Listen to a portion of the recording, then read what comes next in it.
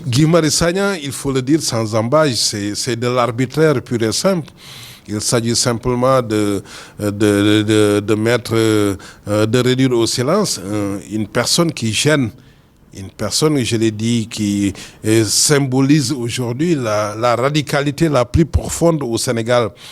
Mais sinon, vous n'avez aucune matérialité dans ce dossier.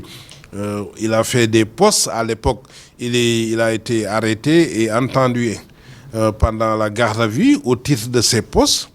Et on s'est rendu compte que ces postes ne recelaient en rien des éléments constitutifs d'une infraction. Et subitement, on a migré vers l'alerte au terrorisme pour des faits qui ne lui sont pas imputables et qui en aucun cas relèvent de l'analyse et ne se constituent pas un fait pouvant être caractérisé comme une alerte au terrorisme ou une fausse alerte, comme quoi une bombe va exploser, il y aura une attaque terroriste. Il ne l'a jamais dit. Donc si à partir de ces éléments, on arrive à l'inculper, à la placer sous mandat de dépôt pour un temps indéterminé, cela, évidemment, ne peut être interprété, analysé que comme une manière d'éliminer temporairement de l'espace public un adversaire ou quelqu'un dont on juge, dont on pense qu'il empêcherait qu'on tourne en rond quelque part. Là, on a fait un certain nombre de requêtes et nous attendons que le juge se prononce. Nous pensons que ce mandat de dépôt doit être levé au plus vite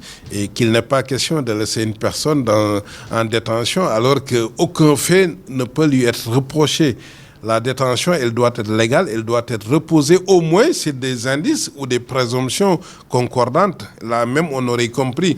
Mais quand tout ce qu'on lui reproche ne relève que de la vue d'esprit et qu'on est dans une perspective de règlement de compte, évidemment, cela est inacceptable. C'est pourquoi nous attendons à cette levée du mandat de dépôt et au besoin, nous irons vers la chambre d'accusation et à la Cour suprême. Naturellement, si cette affaire vient après l'affaire Guy Marius Sagna, évidemment, les esprits sont forcément troublés, surtout nous qui sommes partisans de la liberté d'expression, mais dans la responsabilité aussi.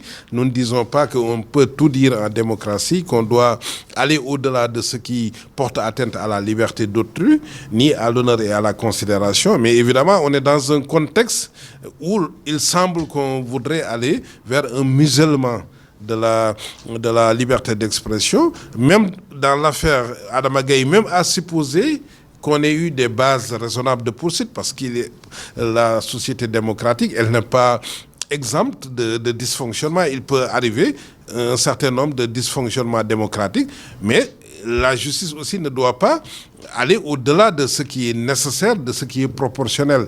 Si vous lui reprochez des propos, même envers le chef de l'État, on doit rester dans ce cadre de la proportionnalité, parce que vous avez des délits comme injure envers le chef de l'État, diffamation envers le président de la République. Mais vous ne pouvez pas, à partir de ces faits, lui coller des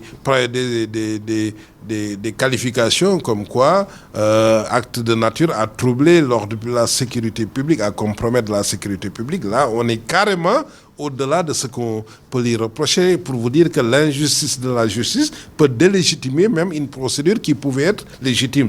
Donc aujourd'hui, le problème, c'est que la manière dont on traite cette affaire est sujette à caution.